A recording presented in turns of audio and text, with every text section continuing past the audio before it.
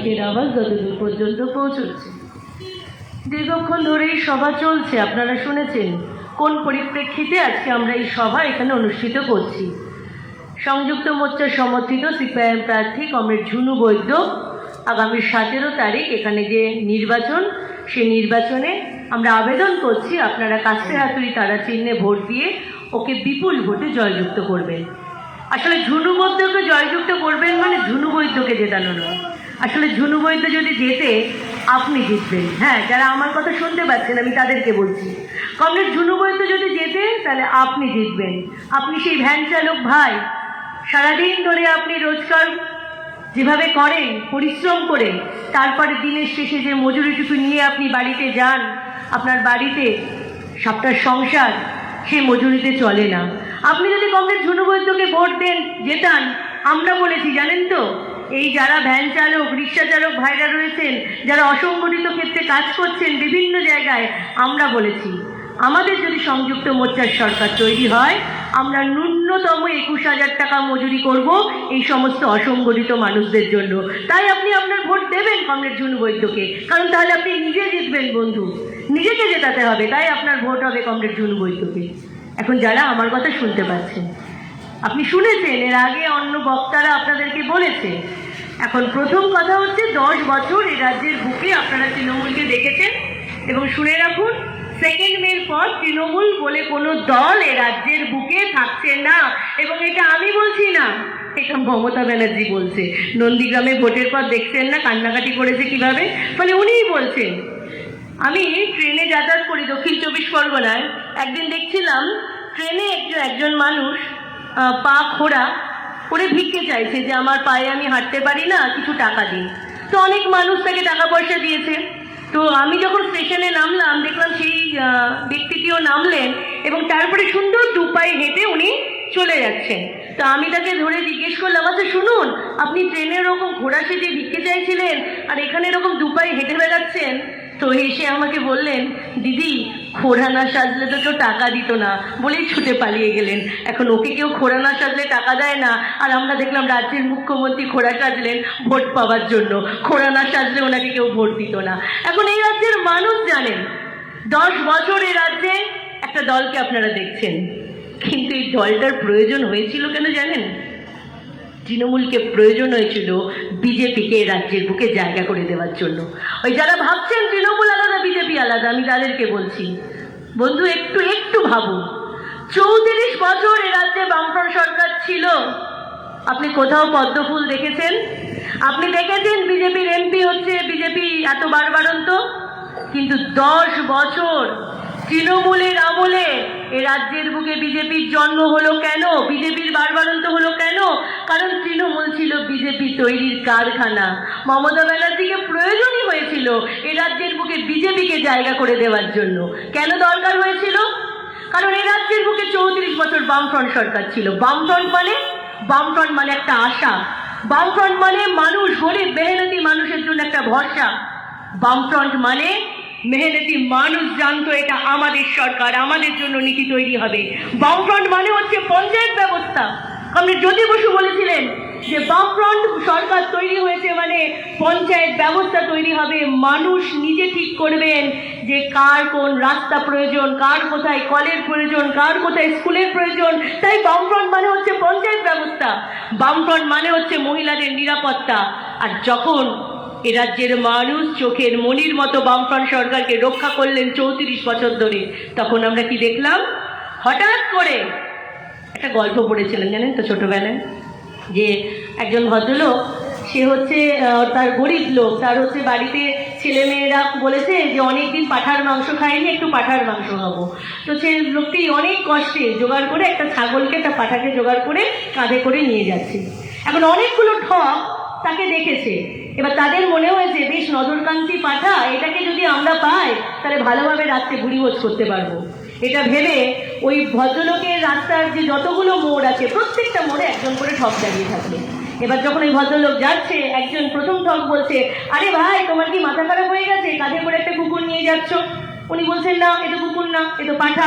Second মোড় একই কথা, তোমার কি মাথা খারাপ হয়ে গেছে, এটা কুকুর নিয়ে যাচ্ছ? তৃতীয় মোড় আবার ঠক, আবার একই কথা। আরে তুমি একটা কুকুর নিয়ে যাচ্ছ কেন? এবার ভদ্রলোককে একটু সন্দেহ হয়েছে, আমি কি কিছু ভুল করছি? কাঁধ থেকে ছাগলটাকে নামিয়ে কান টান মুলেছে, দেখছে না বেশ ম্যামে আওয়াজ করছে, তখন মনে হয়েছে না না ঠিকই আছে, আবার কাঁধে করে নিয়ে আবার হাঁটা, আবার আরেক ঠক, আবার একই কথা। এবার ওনার বাড়ি তার শেষ মোড়, শেষ ঠক তাকে বলছে, আরে ভাই তুমি কি করছো? কাঁধে করে একটা কুকুর নিয়ে যাচ্ছ, কখন কামড়ে টামড়ে দেবে, তুমি তখন কি করবে? এবার লোকটির মনে হয়েছে এতগুলো লোক যখন বলছে, আমি বোধহয় তাহলে ভুলই করেছি, আমি বোধহয় তাহলে ভুল করে একটা কুকুরকেই কাঁধে নিয়ে যাচ্ছি বলে কাঁধ থেকে পাঠাটাকে নামিয়ে দিয়ে উনি বাড়ি চলে গেলেন। আর ওই ঠকগুলো মিলে পাঠাটাকে নিয়ে রাত্রিবেলা ভুড়ি বোঝ সারলেন। 34 বছর বামফ্রন্ট ছিল এই রাজ্যের বুকে। তখন বিভিন্ন মোড়ে মোড়ে, কোথাও তৃণমূল, কোথাও বিজেপি, কোথাও আরএসএস, কোথাও মাওবাদী, কোথাও হচ্ছে কি কৌশিক সেন, কোথাও অপর্ণা সেন, কোথাও মিডিয়া, মোড়ে মোড়ে ঠক জোচ্চোররা দাঁড়িয়েছিল। তারা মানুষকে বুঝিয়েছিল তোমরা ভুল করছো, বামফ্রন্ট সরকারকে 34 বছর ধরে বয়ে নিয়ে যাচ্ছ বলে। বামফ্রন্ট সরকার নন্দীগ্রাম করেছে, ওকে সরিয়ে দাও। বামফ্রন্ট সরকার সিঙ্গুর করেছে, ওকে সরিয়ে দাও। বামফ্রন্ট সরকার নেতাই করেছে, ওকে সরিয়ে দাও। আর প্রত্যেকের কথা শুনতে শুনতে মানুষ এক সময় ভাবলেন সত্যি বোধহয় আমরা ভুল করেছিলাম, আমরা 34 বছর বামফ্রন্ট সরকারকে আগলে রেখে ভুলই করেছিলাম। মানুষ এই ঠক জোচ্চোরদের কথা শুনে বামফ্রন্ট সরকারকে নামিয়ে দিলেন। আর আজকে মানুষ দেখুন 10 বছরে রাজ্যটাকে গিলে খাচ্ছে। তাই আপনাকে সিদ্ধান্ত নিতে হবে বন্ধু, এবার আপনি কার পক্ষে থাকবেন, কোন পক্ষে থাকবেন? মমতা ব্যানার্জি বিজেপির একটা ছোট্ট জায়গা, যাকে হচ্ছে বিজেপি মানে যে বিজেপিকে ডেকে নিয়ে এলো এই রাজ্যের বুকে। এখন যারা আমার কথা শুনতে পাচ্ছেন তারা বলতে পারেন, আরে বাবা ওরা দেখছি দুজনে সমানে ঝগড়া করে, ওরা দেখছি দুটো আলাদা আলাদা ফুল, তুমি কি বলছো? আর ওই যে বিজেপির মোদিবাবু, উনি সবসময় বলছেন আচ্ছা দিন আনেওয়ালা হ্যাঁ। তো বিজেপি আসলে তো ভালো বাবা, 34 বছর তোমাদের দেখেছি, 10 বছর তৃণমূলকে দেখেছি, এবার একটু 5 বছর বিজেপিকে দেখি। আমরা বলবো বন্ধু, নিজের ভালো পাগলেও বোঝে, একটু নিজের ভালো বুঝুন। 10 বছর তৃণমূলকে এনেছেন, ভালো তো নেই আপনারা, তাই আবার খাল কেটে আরেকটা কুমির আনবেন। এখন আমরা তো আপনাদের বারণ করেছিলাম, এই রামায়ণের গল্পের মতো লক্ষণের গণ্ডি টেনে দিয়েছিলাম এ রাজ্যের মানুষের বুকে। বারবার বলার চেষ্টা করেছিলাম মমতাকে বিশ্বাস করবেন না, ও সাধু বেশি আপনাদের কাছে আসছে, বামপন্থী, বেশি বামপন্থা সেজেছিল তখন মমতা ব্যানার্জি। আর মানুষ ভেবেছিলেন আহা মমতা ব্যানার্জি মাওবাদী মানুষের কথা বলছে। আমরা কিন্তু সাবধান করেছিলাম, বারবার মানুষকে সচেতন করার চেষ্টা করেছিলাম যে ও ফাঁদে পা দেবেন না। রামায়ণে ওরকম রাবণ এসেছিল সাধু বেশে, সীতা লক্ষণের গণ্ডি পার করেছিল, তারপর রাবণ সীতাকে হরণ করে নিয়ে চলে গিয়েছিল, ও ফাঁদে পা দেবেন না। মানুষ বোঝেননি বন্ধু, লক্ষণের গণ্ডি পার করেছেন, আজকে ভালো নেই, মানুষ সেটা জানেন। আমরা আবার বলছি বন্ধু, আমরা আবারও আপনাদেরকে সচেতন করার চেষ্টা করছি। তৃণমূলকে খারাপ আপনারা বুঝে নিয়েছেন, এবার যদি ভাবেন পদ্ম ফুলকে দেখবো, বলবো ও ভুল আবার করবেন না। কারণ এরপরেও যদি ও ভুল করেন সেটা আপনাদের ব্যাপার, আমরা কিছু বলতে চাই না। বললাম যে আপনাদের ভালো খারাপ আপনারাই বুঝবেন, আমাদের সচেতন করা কর্তব্য, আমরা আপনাদেরকে সচেতন করতে পারি। আচ্ছা বলুন তো, যারা বিজেপির কথা বলছেন বা ভাবছেন, আমি তাদেরকে বলছি, এই যে দেশে চালাচ্ছেন, দেশে সরকার চালাচ্ছেন, মানুষ একটা মহামারীর সময়ের মধ্যে দিয়ে গেলেন, একটা লকডাউন পিরিয়ড। হঠাৎ করে প্রধানমন্ত্রী একটা অপরিকল্পিত লকডাউন ঘোষণা করে দিলেন, অপরিকল্পিত, কোনো চিন্তা ভাবনা নেই। তাহলে এ রাজ্যের পরিযায়ী শ্রমিকরা বিভিন্ন জায়গায় ছড়িয়েছিল, দেশের বিভিন্ন জায়গায় পরিযায়ী শ্রমিকরা ছড়িয়েছিলেন, তারা কিভাবে ফিরবে কোনো পরিকল্পনা নেই। আমরা কি দেখলাম, দেশের সরকার বলছেন যে একটা দিন ঠিক করে দিলেন, হঠাৎ করে টিভিতে মুখ দেখিয়ে কি নাকি থালা বাজাও, ঘন্টা বাজাও, লাইট জ্বালাও। আরে ওই ঘন্টা বাজিয়ে দিয়ে আপনাদের জীবনের ঘন্টা বাজিয়ে দিয়েছে। আপনারা কি সেটা বুঝতে পেরেছেন যে আসলে ঘন্টাটা আপনাদের জীবনের বেজেছে? এখন লকডাউনের সময় কেন্দ্রের সরকার, বিজেপি সরকার আপনাদের জন্য কি করলো আপনি বলুন তো? পরিযায়ী শ্রমিক ভাই বোনেরা হেঁটে ফেরা শুরু করলেন। ওই দেখছিলাম কি ওই কোন নেতা মন্ত্রীরা সব আসছে, হেলিকপ্টারে চড়ে, চপারে চড়ে, বিভিন্ন এতে নেতা মন্ত্রীরা আসছে, নমিনেশন জমা দিতে যাচ্ছে, বড় বড় গাড়ি। আরে তা আমার পরিযায়ী শ্রমিক ভাই বোনেরা কি অন্যায় করেছিল যে রেল লাইন ধরে হেঁটে ফিরতে গিয়ে ছিন্ন ভিন্ন হয়ে গেল তাদের দেহটা? আমরা সবাই দেখলাম, ভাইরাল হলো, প্ল্যাটফর্মের ওপর মা পড়ে রয়েছে, মারা গেছে মা, বাচ্চাটা বুঝতে পারছে না। গোটা সোশ্যাল মিডিয়ায় ভাইরাল হয়েছিল সেই ভিডিও। বাচ্চাটা বারবার তার মাকে বলছে, মা তুমি ওঠো, আমি আর খেতে চাইবো না, তুমি ওঠো। বাচ্চাটা ভাবছে আমি খেতে চাইছিলাম বলে বোধহয় মা রাগ করে শুয়ে আছে, কিন্তু আসলে এই কেন্দ্রীয় সরকারের অপদার্থতার জন্য ওই আমার শ্রমিক মাটি সেদিন মারা গিয়েছিলেন। তো যারা আমার কথা শুনতে পাচ্ছেন তারা প্রশ্ন করবেন না?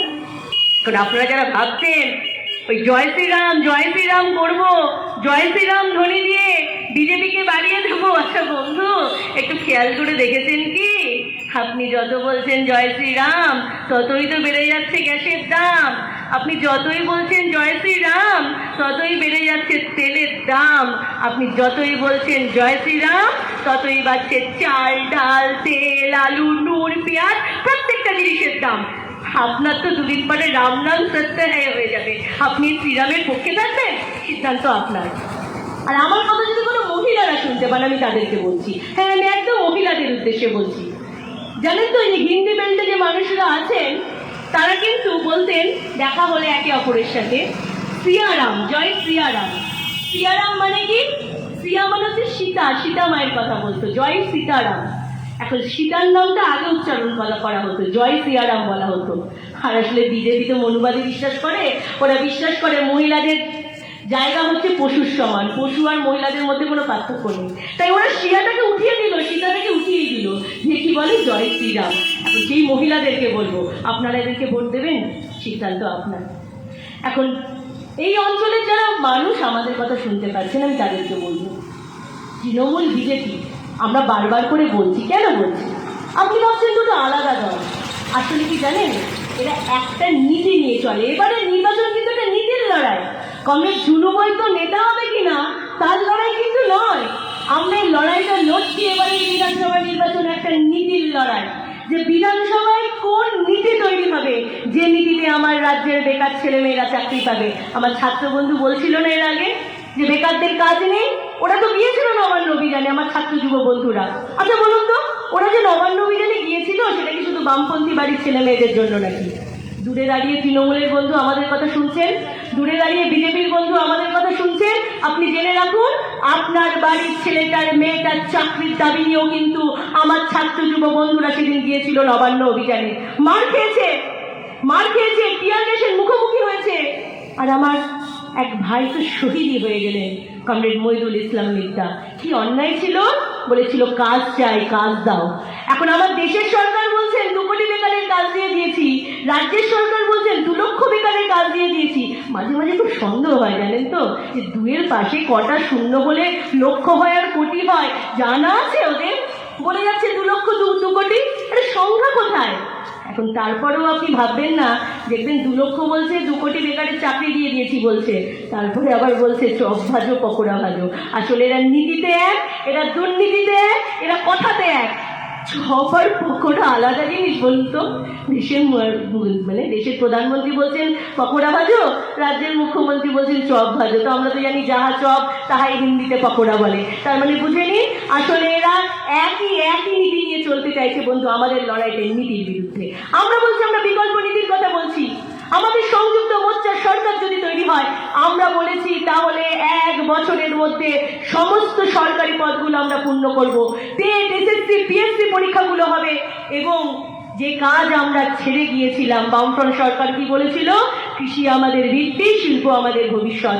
শিল্প হচ্ছিল, কিন্তু এই যে নন্দীগ্রাম, এই যে সিঙ্গুর সব থামিয়ে দেওয়া হলো। আজকে ওরা বলছে না ভুল ছিল, আমরা তো প্রথম দিন থেকে বলেছিলাম ষড়যন্ত্র ছিল। আর আজকে মমতা ব্যানার্জি বলছে বিজেপির ওই গেছে না অধিকারী পরিবার, বলছে অধিকারী পরিবারের জন্য দায়। আরে অধিকারী পরিবার দায় মানে আপনি কোথায় ছিলেন তখন? আপনি তো অধিকারী পরিবারের মাথা ছিলেন। নন্দীগ্রামটা হতে দিল না ওরা। আমরা কেন নন্দীগ্রাম করবো ভেবেছিলাম জানেন? ধরুন আপনি আমার কথা শুনতে পাচ্ছেন দূরে দাঁড়িয়ে দাঁড়িয়ে, রোদের মধ্যে দাঁড়িয়ে অনেকক্ষণ ধরে চিৎকার চেঁচামেচি শুনছেন, আপনার মাথাটা যন্ত্রণা করছে। আপনি ভাবলেন আমি দোকান থেকে একটা মাথা ব্যথার ট্যাবলেট কিনে খাবো, আমার তাহলে মাথা ব্যথাটা সেরে যাবে। আপনি যখন ট্যাবলেটটা কিনে নিয়ে আসবেন, আপনি দেখবেন ট্যাবলেটের প্যাকেটের পিছনে লেখা আছে মেড ইন মুম্বাই বা মেড ইন অন্য কোথাও। আপনি খুঁজে পাবেন না লেখা আছে মেড ইন ওয়েস্ট বেঙ্গল, কোথাও খুঁজে পাবেন না। তো বামফ্রন্ট সরকার চেয়েছিল যে রাজ্যের থেকে একটা কেমিক্যাল হাব হোক, এখানে ওষুধ তৈরি হোক। ওষুধ যদি তৈরি হয় যেমন হচ্ছে, তাহলে আমরা কম দামে ওষুধ পাবো। এবং এই রাজ্যের বুকে যদি কেমিক্যাল হাব তৈরি হয় অজস্র লক্ষ বেকারের চাকরি হবে। ভুল করেছিল বামফ্রন্ট সরকার, কিন্তু আপনি দেখলেন কি নন্দীগ্রাম হতে দিল না। কেন? কারণ মাননীয় মুখ্যমন্ত্রী ওনার চাকরিটা পাকা করার দরকার ছিল। মমতা ব্যানার্জির নিজের চাকরি পাকা করার জন্য এ রাজ্যের লক্ষ বেকারের চাকরি উনি হতে দিলেন না, তাই সিঙ্গুর হলো না, তাই নন্দীগ্রাম হলো না। তাই আপনাদেরকে ভাবতে হবে বন্ধুরা, আমরা বলেছি সেই শিল্প আবার আমরা শুরু করব। আবার হচ্ছে আমাদের সরকার তৈরি হলে নতুন ইন্ডাস্ট্রিগুলো হবে। আমাদের সময় তো বক্রেশ্বর তাপবিদ্যুৎ প্রকল্প হয়েছিল, আমাদের সময় তো হলদিয়া পেট্রোকেমিক্যালস হয়েছিল। আবার হবে যদি আমাদের সরকার তৈরি হয়। এখন রিসেন্ট একটা ঘটনা ঘটে গেছে, আপনারা জানেন অনেকেই, শীতলকুচির ঘটনা।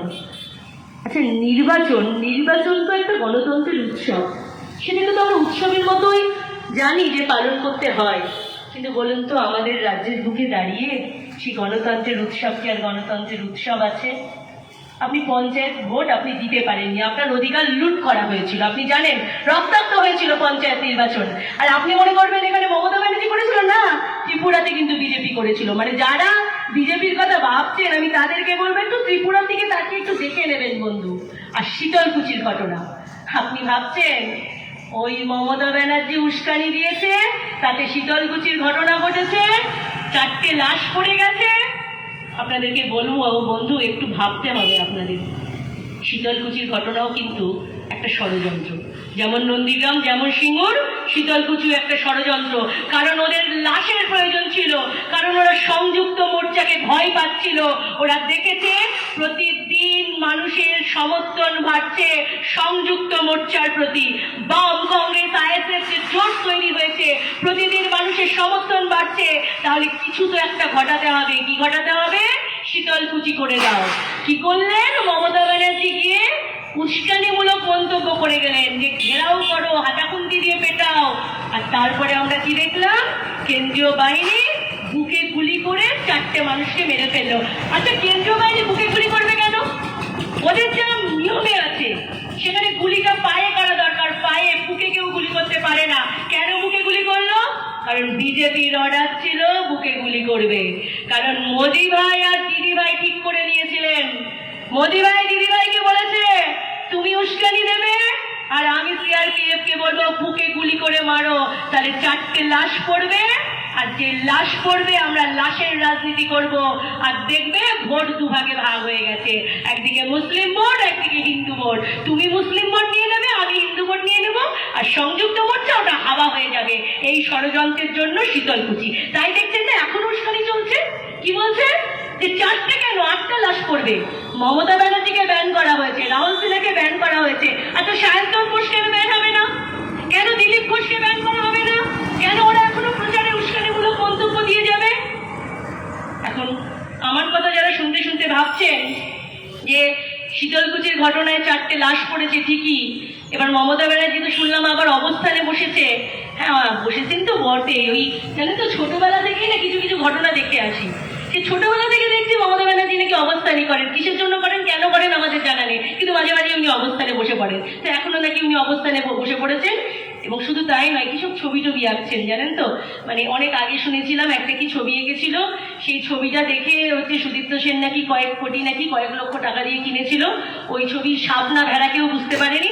আবার শুনলাম অবস্থান মঞ্চে বসে বসে কিসব ছবি আঁকছে। বিশ্বাস করুন, আমরা উদ্ধার করতে পারিনি কিসের ছবি। অনেকক্ষণ চেষ্টা করেছিলাম কিন্তু বুঝতে পারলাম না। তো একজন আমার সাথে ছিল, তিনি বললেন যে আমাদের মনে হয় মমতা ব্যানার্জির মাথাটা পুরো গুলিয়ে গেছে, সেই মগজের ছবিটা আঁকার চেষ্টা করেছিল কিন্তু আঁকতে গিয়ে সেটাও গুলিয়ে গেছে। ফলে ছবিটা হয়তো উনার গুলিয়ে যাওয়া মগজের ছবি হতে পারে, সেটা আমাদের জানা নেই। কিন্তু যে ষড়যন্ত্র করছে তার বিরুদ্ধে মানুষকে ভাবতে হবে বন্ধু। ওরা জাতপাত ধর্মের রাজনীতি করে আপনাদেরকে ভাগ করতে চাচ্ছে যাতে আপনি রুটি রুজির প্রশ্ন না তোলেন। আচ্ছা বলুন তো, যারা আমাদের কথা শুনতে পাচ্ছেন, এই যে এনআরসি কেন এই রাজ্যের বুকে দাঁড়িয়ে এনআরসি হবে, কেন হবে? যারা ভাবছেন তাদেরকে বলি, মমতা ব্যানার্জি প্রথম এনআরসির কথা কিন্তু তুলেছিল। তার তিনি কি বলেছিলেন যে এই যে পূর্ব বাংলা থেকে যারা আসছে তারা এসে হচ্ছে কংগ্রেস জ্যোতি বসুকে জিতিয়ে দিচ্ছে, বামফ্রন্ট সরকার জিতে যাচ্ছে, তাই এনআরসি করতে হবে, এদেরকে তাড়াতে হবে এখান থেকে। মমতা ব্যানার্জি প্রথম বলে কথা। আর তারপরে কেন্দ্রের বিজেপি সরকার, রাজ্যের মমতা ব্যানার্জি হাতে হাত ধরে এনআরসি আইনটাকে পাশ করিয়ে নিল। এখন আপনারা যারা আমার কথা শুনছেন তারা বলতে পারেন যে ওই আইন তো বিজেপি করেছে, মমতা ব্যানার্জি কি জানে? আরে মমতা ব্যানার্জি সাংসদরা কি করছিল? ওখানে নাকে তেল দিয়ে ঘুমোচ্ছিল এতগুলো সাংসদ? কই, যখন বামফ্রন্ট সরকারের, যখন বামপন্থীদের ওখানে সংসদ ছিল এ ধরনের আইন কখনো তো হয়নি, হতে পারেনি। আসলে বামপন্থীরা সংসদে শক্তিশালী থাকলে খাদ্য নিরাপত্তার আইন হয়, বামপন্থীরা সংসদে শক্তিশালী থাকলে 100 দিনের আইন হয়, 100 দিনের কাজের আইন হয়, এনআরসি হয় না। কিন্তু তৃণমূল আর বিজেপি মিলে এনআরসিটা করে দিল। এখন দূরে দাঁড়িয়ে যারা আমাদের কথা শুনতে পাচ্ছেন, এখন অনেক প্রলোভন আপনাদের কাছে আসতে পারে, আপনাদেরকে এটাও বলা হতে পারে যে আপনাদেরকে নাগরিকত্ব নাকি বিজেপি আসলে বিজেপি দেবে। বলবো বন্ধু, ও ভুল করবেন না। বলেছিল না 15 লাখ টাকা দেবে, 15 লাখ ছেড়ে দিন, 15 টাকা পেয়েছেন কেউ? কি বলেছিল? কালো টাকা সব উদ্ধার করে দেবো। পেয়েছেন নাকি? পেয়েছেন নাকি কেউ? আরো কি বলেছিল? যে আজকে দিন আনেওয়ালাকে ডিজিটাল ইন্ডিয়া করে দেবো, ডিজিটাল ইন্ডিয়া। এমনই ডিজিটাল ইন্ডিয়া, আমার এয়ারটেলের লাইন এইখানেও আমি সেই নেটওয়ার্ক পাচ্ছি না। আমি সহ আমার যে কমরেডরা, আমরা কলকাতা থেকে এসেছি, আমরা দেখছি নেটওয়ার্ক নেই। কি ডিজিটাল ইন্ডিয়া? উনি নাকি ডিজিটাল ইন্ডিয়া করে দিচ্ছে। আরে ডিজিটাল ইন্ডিয়া করে কি হবে? যে দেশে অর্ধেকের বেশি মানুষ দুবেলা খেতে পারেন না, সেখানে ডিজিটাল ইন্ডিয়া দেখাচ্ছেন? তাহলে এনআরসি যারা করছে এবং তারপরে আপনাদেরকে বলছে যে আমরাই আপনাদেরকে নাগরিকত্ব দিয়ে দেব, আমরা হচ্ছে তার পেপারের ব্যবস্থা করে দেবো, বলবো বন্ধু ভুলবেন না, অনেক প্রবঞ্চনার শিকার আপনারা হয়েছেন, আর প্রতারণার শিকার হবেন না। এমনিতে ফুল মানে তো জানেন, ফুল মানে ইংলিশে ফুল, বাংলায় বোকা। তো দুই ফুল মিলে তো অনেক বোকা বানানো আমাদের। আবার আপনারা বোকা হবেন? হতে চাইলে আমাদের কিছু বলার নেই, আপনার অধিকার রয়েছে, আপনি সেটা চিন্তা করবেন আপনি কি করবেন, আপনার ব্যাপার, আমরা বলবো না। আমাদের দায়িত্ব আপনাদেরকে সচেতন করা, আমরা শুধু সচেতনটুকু আপনাদেরকে করতে পারি। এখন যারা বিজেপির কথা ভাবছেন তাদেরকে আরেকটা কথা বলে রাখি, এই যে ব্যাংকের ইন্টারেস্ট দেখেছেন? এই সময়ের মধ্যে ব্যাংকের সুদ কিভাবে কমছে? কিভাবে ব্যাংকের সুদ কমছে? শুধু সুদ কমছে না বন্ধু, আগামী দিনে কিছুই সুদ পাবেন না, সেটা ছেড়ে দিন। ধরুন আপনি ব্যাংকে টাকা রেখেছেন, আপনি সারা জীবন কষ্ট করেছেন, আপনি কষ্ট করে কিছু উপার্জন করেছেন, সেই টাকাটা আপনি ব্যাংকে রেখেছেন। কি ভাবছেন? যে আমি, আমার বয়স হবে, ওই টাকা থেকে আমি ইন্টারেস্ট পাবো, সুদ পাবো, তাতে আমি আমার সংসারটাকে চালিয়ে দেবো। আমি আপনাদের বলছি, এই বিজেপি যদি আসে, এমনিতেই তো কেন্দ্র থেকে দেখছেন যে পাঞ্জাব ন্যাশনাল ব্যাংক লুট করে চলে যাচ্ছে, এবার যদি রাজ্যেও আপনারা কে ভাবেন আগামী দিনে আপনি ব্যাংকে টাকা রাখবেন, ধরুন আজকে আপনি ব্যাংকে টাকা রেখেছেন, কালকে গিয়ে শুনবেন আপনার ব্যাংকে 1 পয়সাও নেই, ওটা শেয়ার বাজারে উড়ে গেছে, ওটা বিক্রি হয়ে গেছে। এবার আপনি যদি প্রশ্ন করতে যান আমার টাকা কোথায়, আপনার সে অধিকার থাকবে না, কারণ ব্যাংক বলবে আমার সে দায়িত্ব নেই, সরকার বলবে আমার সে দায়িত্ব নেই। তুমি রেখেছো কেন ব্যাংকে টাকা? তুমি রেখেছো, তুমি বোঝো, আপনার ভাগ্যে জুটবে লবডঙ্কা, তাই আপনাকে আগে থেকে সচেতন হতে হবে বন্ধু। এখন জানেন তো 3 ধরনের মানুষ বাঁচতে পারে। প্রথমত হচ্ছে যারা আগে থেকে বিপদ বুঝে নিজে সতর্ক হয়, তারা বাঁচতে পারে। 2 ধরনের মানুষ। আরেকজন মানুষ একদম বিপদের মুখে পড়ে তারপরে যখন বুদ্ধিটাকে সঠিক মাত্রায় চালাতে পারে তখন বাঁচতে পারে। এখন আপনারা কোন দলে থাকবেন সেটা আপনারা সিদ্ধান্ত নিয়ে নিন, আপনারা ঠিক করে নিন। আমরা আগে থেকে আপনাদেরকে সতর্ক করার চেষ্টা করছি, আমরা তৃণমূলের বেলায়ও আপনাদেরকে সতর্ক করার চেষ্টা করেছিলাম। এখন সেই সতর্কতা যদি আপনারা শোনেন, আপনারা কংগ্রেস ঝুনু বৈদ্যকে ভোট দেবেন। আর আপনাদের যদি মনে হয় তোমরা মাইকে চিৎকার করে যাচ্ছ, বড় বাবা, আমরা বাবা পদ্ম ফুলকেই ভালোবাসবো বা ওই ঘাস ফুলকে দেখবো, ঘাস ফুলকে দেখবেন না আমরা জানি, কারণ ঘাস ফুল শেষ, ওর কাজ শেষ হয়ে গেছে। ওর কাজ ছিল ঘাস ফোটাবে, গরুকে ডেকে আনবে, গরু এসে ঘাসটাকে খেয়ে নেবে আর গরু ওখানে বসবাস করবে, তা ওর কাজ শেষ।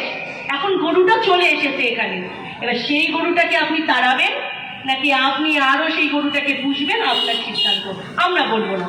আপনি বোঝেন, আপনি এই দেশের নাগরিক, আপনি জানেন কোনটাতে আপনি ভালো থাকবেন, কোনটাতে আপনি খারাপ থাকবেন, আপনি বুঝবেন।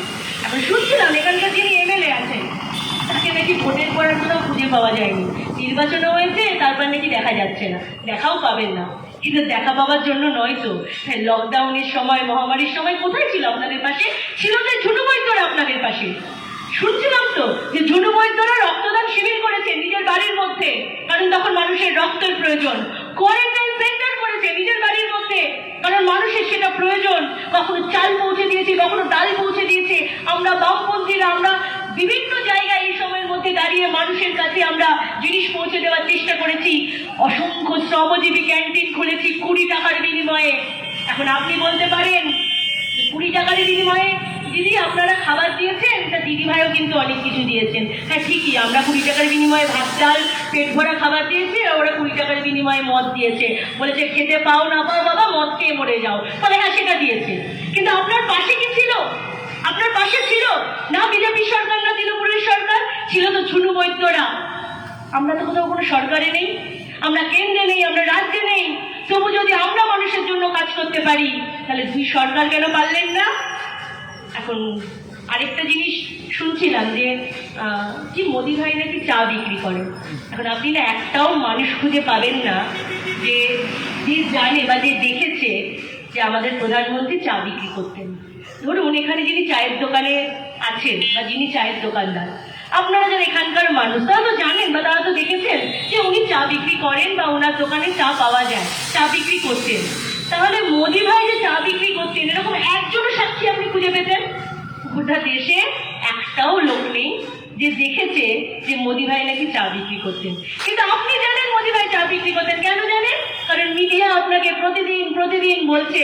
আপনি টিভি খুললেই শুনছেন চা বিক্রেতা প্রধানমন্ত্রী, চা বিক্রেতা মোদি ভাই। প্রতিদিন মিডিয়া আপনার মগজে ঢোকাচ্ছে, তাই আপনি বুঝে যাচ্ছেন মোদি ভাই চা বিক্রি করতেন।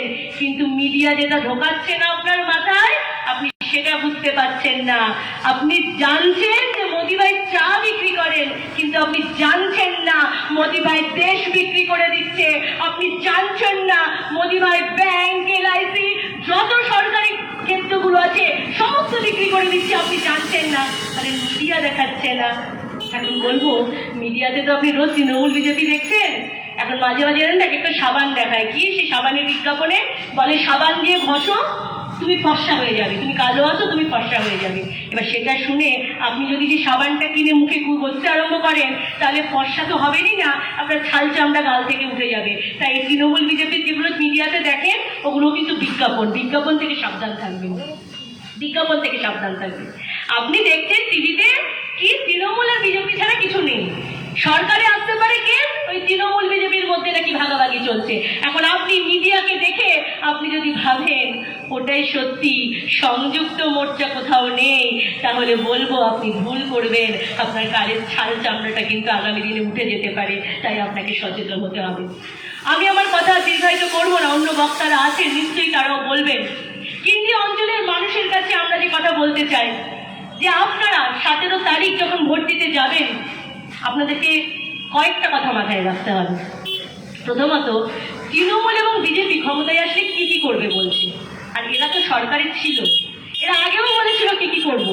আপনাকে মেলাতে হবে, যা বলেছিল তা করেছে, যা বলেছিল তা করেছে, আপনাকে মেলাতে হবে। আর আপনাকে এটাও মেলাতে হবে 34 বছর বামফ্রন্ট সরকার ছিল, তারা কি কি করেছিল। এবং আমরা যেটা বলেছিলাম আমরা সেটা করেছিলাম। আবারও বলছি, সংযুক্ত মোর্চা যদি তৈরি হয় আমরা আবারও সে কাজ করব। এখানে তো আছেন আপনারা যারা শুনতে পাচ্ছেন আমাদের কথা। এখন আমরা এই যে কাস্তে হাতুড়ি, এখন আমরা ঠিক করেছি হাত দিয়ে শক্ত করে কাস্তে হাতুড়িটাকে ধরবো, ধরে এই 2 বিষফুলকে রাজ্য থেকে সরিয়ে দেব। তারপর গোটা রাজ্যের ছেলে মেয়েদের কাছে আইএসএফ এর চিহ্ন খাম, এই চাকরির খাম আমরা পৌঁছে দেব। তাই আমরা সংযুক্ত মোর্চা তৈরি করেছি। এবার আপনারা সিদ্ধান্ত নেবেন আমাদের সাথে থাকবেন কি থাকবেন না। আমরা বলেছি আমাদের সরকার যদি তৈরি হয়, বিদ্যুতের বিল কত আসে বলুন তো আপনাদের বাড়িতে? এদিকে আয় নেই, ইনকাম নেই, কাজ চলে গেছে, জিনিসের দাম বেড়ে যাচ্ছে প্রতিদিন, তারপরে মাসের শেষে বিদ্যুতের বিল। আমরা বলেছি আমাদের সরকার যদি তৈরি হয় আমরা 200 ইউনিট পর্যন্ত বিদ্যুৎ বিলে ভর্তুকি দেবো, 100 ইউনিট অব্দি ছাড় দেবো। এই যারা 100 দিনের কাজ করেন তারা তো এখন 100 দিনের কাজটাও দেখেছেন দুর্নীতিতে পরিণত হয়েছে। আর আমরাই তো চালু করেছিলাম 100 দিনের কাজ, তাই আমরা আবারও বলেছি সংযুক্ত মোর্চার সরকার তৈরি হলে 100 দিনের কাজটা 150 দিনের কাজ হবে, আমরা বলেছি। তাই সিদ্ধান্ত আপনি নেবেন। দূরে দাঁড়িয়ে কোনো তৃণমূল বা বিজেপির সমর্থক আমাদের কথা শুনছে, আমি তাদেরকেও বলবো আপনাকে ভাবতে হবে বন্ধু, আপনি তৃণমূল বিজেপির প্রচার করুন, আমাদের কোনো আপত্তি নেই, আপনি প্রচার করুন, আপনি করতেই পারেন। কিন্তু বলুন তো আপনি একজন সৎ মানুষ, কিন্তু আপনি যখন দেখছেন আপনার নেতা মন্ত্রীরা ওই টিভির পর্দায় সারদায় আপনি দেখছেন টাকা লুট করছে, নারদায় ঘুষ খাচ্ছে, অথবা বিজেপিতে দেখছেন বিভিন্ন দুর্নীতির সঙ্গে তারা যুক্ত হয়ে যাচ্ছে, আপনার লজ্জা করে না? আপনার লজ্জা করে না যে আপনার নেতা মন্ত্রীরা এরকম করছে? অনেকে মোদি ভাইয়ের দাড়ি দেখে যদি ভাবেন মোদি ভাই রবীন্দ্রনাথ হয়ে গেছে, তাহলে আবারও বলবো বন্ধু ভুল করছেন, রাম ছাগলেরও দাড়ি থাকে। ফলে আপনি কিন্তু রাম ছাগলকে কিন্তু আপনি নিশ্চয়ই রবীন্দ্রনাথ বলবেন না। ফলে রবীন্দ্রনাথ আর রাম ছাগলে গুলিয়ে ফেলবেন না। উনি দাড়ি বাড়াতে পারেন ঠিকই, কিন্তু কাজের কাজ উনি কিচ্ছু করতে পারবেন না। ফলে আপনাকে ভাবতে হবে হিন্দু মুসলিম হিন্দু মুসলিম হিন্দু মুসলিম কেন?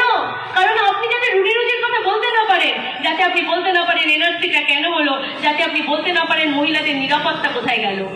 এই বিভিন্ন জায়গায় দেখবেন, এই আস্তে আস্তেও দেখছিলাম, আপনারাও দেখেছেন কি বাংলা তার নিজের মেয়েকেই চায়।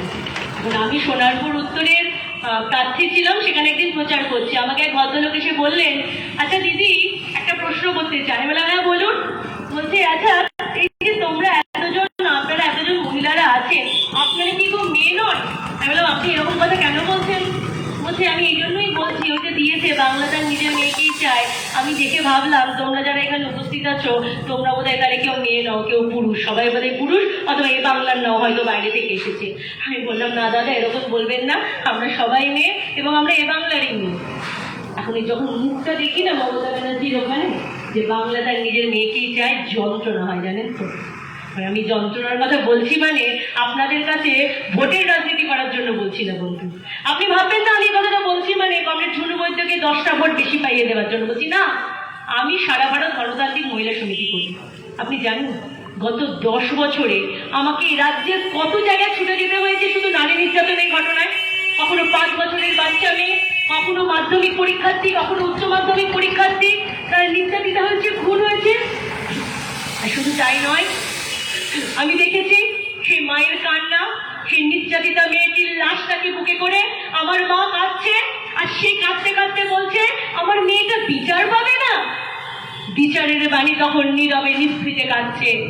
যখন সেই মা, সন্তানহারা মা তার মেয়ের লাশটাকে বুকে করে বলছে আমার মেয়ের অপরাধীরা শাস্তি পাবে না, তখন মাননীয় মুখ্যমন্ত্রী বলছেন ওগুলো তো ছোট্ট ঘটনা, ওই দামাল ছেলেদের ছোট ছোট কি দুষ্টু দামাল ছেলেদের দল ওসব ছোট্ট ঘটনা ঘটিয়ে ফেলেছে আর অপরাধীদের প্রশ্রয় দিচ্ছে। আর মা, সেই সন্তানহারা মা যন্ত্রণায় তার সন্তানকে কোলে করে কাঁদছে। সেই দৃশ্য আমি দেখেছি বন্ধু, আমি সহ যারা আমরা মহিলা আন্দোলন করি আমরা প্রত্যেকে সেই দৃশ্য দেখেছি। আর সেই দৃশ্য দেখেছি বলে যন্ত্রণায় দগ্ধ হয়েছি প্রতিদিন। সেই মায়ের পাশে দাঁড়িয়ে যতবার তাকে সহায়তা দেওয়ার চেষ্টা করেছি, দেখেছি তৃণমূলের সেই নেতা মন্ত্রী থেকে তাদেরকে বাঁচানোর চেষ্টা চলেছে, তখন যন্ত্রণায় দগ্ধ হয়েছি। তাই বলতে চাই, ওই যে মুখ দেখছেন, বাংলার কোনো ভাইপোর পিসিকে ফেরত চায় না। বাংলা এবারে রাজ্যের বুকে যত মেয়েদেরকে হারিয়ে ফেলেছে সেই মেয়েদেরকে ফেরত চায়। বাংলা তার মহিলাদের নিরাপত্তা ফেরত চায়, কোনো অভিষেকের পিসিকে ফেরত চায় না। তাই আপনাদেরকে ভাবতে হবে বন্ধু। আপনি একটা দল দেখছেন, দুটো দল দেখছেন, দুটো দল বলছি আসলে তো একসাথে, তারা বিজেমূল। আপনি বিজেমূলকে দেখছেন, তাদের কেউ সোনা পাচার করছে, কেউ গরু পাচার করছে, কেউ কোকেন পাচার করছে। অদ্ভুত একটা দল বটে, অদ্ভুত একটা দল, শুধু চোরদের দল। এখন আর আপনি উল্টো দিকে আমাদের সংযুক্ত মোর্চার প্রার্থীদের দেখছেন, একটা সৎ মেয়ে ঝুনু বৈদ্য, ভাগ চাষি ঘরের মেয়ে, শিক্ষিত মেয়ে, ওর মানুষের জন্য কাজ করার আবেদন রয়েছে। আপনি কখনো শুনবেন না ওর পাশে কোনো দুর্নীতির শব্দ যুক্ত হয়েছে। আরেকটা অদ্ভুত কালচারের রাজ্যের বুকে, আপনারাও জানেন। এখন আপনি যারা ভাবছেন যে এই বিজেপি, আপনি এই আজকে বিজেপির প্রার্থী, ও আজকে তৃণমূলের প্রার্থী, আচ্ছা বলুন তো আপনি বুকে হাত দিয়ে বলতে পারবেন যে 2 মে যখন ফল ঘোষণা হবে যিনি বিজেপিতে আছেন উনি বিজেপিতেই থাকবেন, যিনি তৃণমূলে আছেন উনি তৃণমূলেই থাকবেন? আপনিও বুকে হাত দিয়ে কথা বলতে পারবেন না, কারণ এরা কখন কে কোন দলে আপনি নিজেও জানেন না। আমরা বলেছিলাম জানেন তো, তা তোমরা কাজ করো বাবু, একসাথে বসে প্রার্থী তালিকাটা প্রকাশ করো, তাহলেই তো লেখা চুকে যায়। ওরা শুনলো না, আলাদা আলাদা প্রকাশ করলো। তারপরে কি হলো? বিজেপির প্রার্থী তালিকা প্রকাশ করছে, দেয়ালে নাম লেখা হচ্ছে, বিজেপির প্রার্থী বলছে আমি তো বিজেপিতে নেই, আমি এখন তৃণমূলে আছি। আবার তৃণমূলের প্রার্থী তালিকা প্রকাশ করছে, দেয়ালে নামটাও লেখা হয়ে গেছে, তৃণমূলের প্রার্থী বলছে আমি তো তৃণমূলে নেই, আমি এখন বিজেপি করছি। এখন এরা নিজেরাই জানে না কে কখন কোন দল করছে, কে কখন কোন ফুলে আছে, কে কখন কি চাইছে। তাই বলবো বন্ধু, অনেক হলো এসব নাটক, অনেক হলো এসব প্রবঞ্চনা, আর না। এবার একটু ভাবুন বন্ধু, দূরে দাঁড়িয়ে যারা তৃণমূল বিজেপির সমর্থক আমাদের কথা শুনতে পাচ্ছেন, বা যারা আমাদের সমর্থক এখানে রয়েছেন আমাদের কথা শুনতে পাচ্ছেন, আমি তাদের সবাইকে আবেদন জানাচ্ছি, বন্ধু আপনি যখন 17 তারিখ ইভিএম মেশিনের সামনে দাঁড়াবেন, একবার নিজের বিবেককে জিজ্ঞেস করবেন। আপনি যে কোনো দলের হয়ে প্রচার করুন, আপনি যে কোনো রাজনৈতিক মতাদর্শে বিশ্বাসী হন, আমাদের আপত্তি নেই, কিন্তু একবার নিজের বিবেককে জিজ্ঞেস করবেন ইভিএম মেশিনের সামনে দাঁড়িয়ে, যে আপনার বাড়ির ছেলেটার মেয়েটার চাকরি হবে কারা ক্ষমতায় এলে, আপনার বাড়ির মহিলাটার নিরাপত্তা রক্ষিত হবে কারা ক্ষমতায় এলে।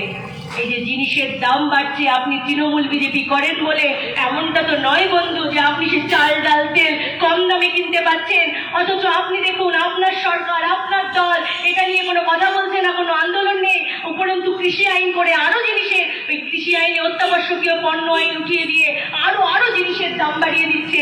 ফলে আপনাকে ভাবতে হবে কারা ক্ষমতায় এলে জিনিসের দাম কমবে। আর আপনারা যদি চিন্তা করেন, আপনারা বুঝতে পারবেন যে আপনাদের সামনে একমাত্র যে অপশন, একমাত্র যে চিন্তা, আপনি চোখ বন্ধ করে, আমি বিশ্বাস রাখি আপনি চোখ বন্ধ করে একটাই কথা আপনি ভাববেন, আর কোনো ভুল নয়, আর কোনো ফুল নয়, যদি হয় বাঁচতে এবার কৃষ্ণগঞ্জে আমাদের ভোট হবে কমরেড চুনু বৈদ্যকে তারা হাতুড়ি কাটতে। আমি বিশ্বাস করি যে আপনি এই দুই ফুলকে সমূলে উৎপাটিত করে দিয়ে 17 তারিখ কাটতে হাতুড়ি তারা চিহ্নে আপনি ভোট দিয়ে কমরেড চুনু বৈদ্যকে শুধু নয়, আপনি নিজেকে গোটা রাজ্যের মানুষকে জিতিয়ে দেবেন। আমি বিশ্বাস করি বন্ধু, কারণ আমি বিশ্বাস করি মানুষ নিজের ভালো নিজে বোঝে, মানুষ যদি নিজের ভালো না বোঝে অপরে কেউ তাকে বুঝিয়ে দিতে পারে না। আপনি যদি আপনার ভালো না বোঝেন, আমি যতই মাইকে চিৎকার করে যাই আপনি সেটা বুঝবেন না। তাই আপনার ভালোটা আপনি, অনুরোধ করছি বুঝুন, এবং আপনার ভালো বুঝে এবার আপনি এই দুই ফুলকে বাংলা থেকে বিতাড়িত করে কাস্তে হাতুড়ি তারা চিহ্নে ভোট দিয়ে সংযুক্ত মোর্চার সরকার তৈরি করুন। কারণ গত যে 4 দফার ভোট হয়ে গেছে, নিশ্চিত হয়ে গেছে যে সংযুক্ত মোর্চার সরকার আসছে। এবার আপনি ঠিক করবেন, কৃষ্ণগঞ্জ বিধানসভার মানুষ যে ইতিহাস যেটা চাইছে, ইতিহাসের সাক্ষী হতে যাচ্ছে, আপনাকে যাতে ভবিষ্যৎ প্রজন্ম প্রশ্ন না করে, যে সেই জন্য আপনি ঠিক করবেন, আপনাকে সঠিক সিদ্ধান্ত নিতে হবে। কারণ এবার যদি আপনি ভুল সিদ্ধান্ত নেন, আগামী প্রজন্ম আপনাকে কিন্তু ক্ষমা করবে না বন্ধু। আর এবার যদি আপনি সঠিক সিদ্ধান্ত নেন, তাহলে আগামী প্রজন্ম আপনাদের প্রতি কৃতজ্ঞ থাকবে যে হ্যাঁ 2021 সালে তোমরা একটা সিদ্ধান্ত নিয়েছিলে, তার জন্য আজকে আমাদের ভবিষ্যৎ সুরক্ষিত হয়েছে।